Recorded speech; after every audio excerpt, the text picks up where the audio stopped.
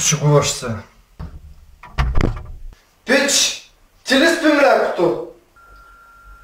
Погледни ме, Майк. На страхливете си изглежда, Майк? А? Не изглеждаш като страхливец. И какво сега, Майк? Приличам ти на Опра? Кажи ми, Майк, приличам ти на Опра? На Опра? Чак, какво? Не. Добре, Майк, гледай ме в очите, гледай ме. Опра харесва мляко, аз ти харесвам мляко. И не съм страхливец, разбираш, не съм страхливец. Не разбирам какво говориш в момента. Кажи ми, ти ли довърши млякото или не? Окей, Майк, добре. Искаш ли да знаеш истината? Да!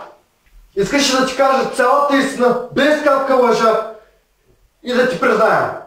Да, искам да знам истината, просто ми кажи. Не, но някой отворил хладилника, ето лош човек и е изпил млякото. Значи казваш, че този лош човек е влязъл в апартамента ми и е изпил млякото. А знаеш ли кой е този лош човек? Не. Но аз не съм Опра, човек, не съм Опра. И не съм страхливец. Не съм страхливец. Разбираш ли, Майк? Опра е овца, аз не съм овца и не съм страхливец. Не съм страхливец. Кажи просто кой ми изпи млякото! Hey, take it easy! Успокой се, Майк! Добре! Хванаме! Аз изпих млякото. Добре.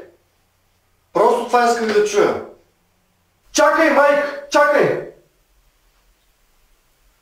Още нещо! Аз съм страхливец, човек!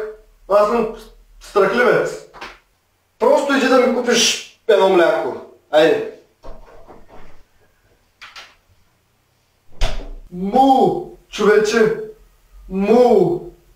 Сетих се да го направя този скетч, понеже онзи ден имаше мляко догоре и брат ми решил да стави толкова. Просто е супер дразнещо, понеже по-добре да го спи, отколкото да ме дразни, нали, с една глътка вече останало мляко. И така, надявам се, че сте харесали моето видео и ще се видим в следващия видео.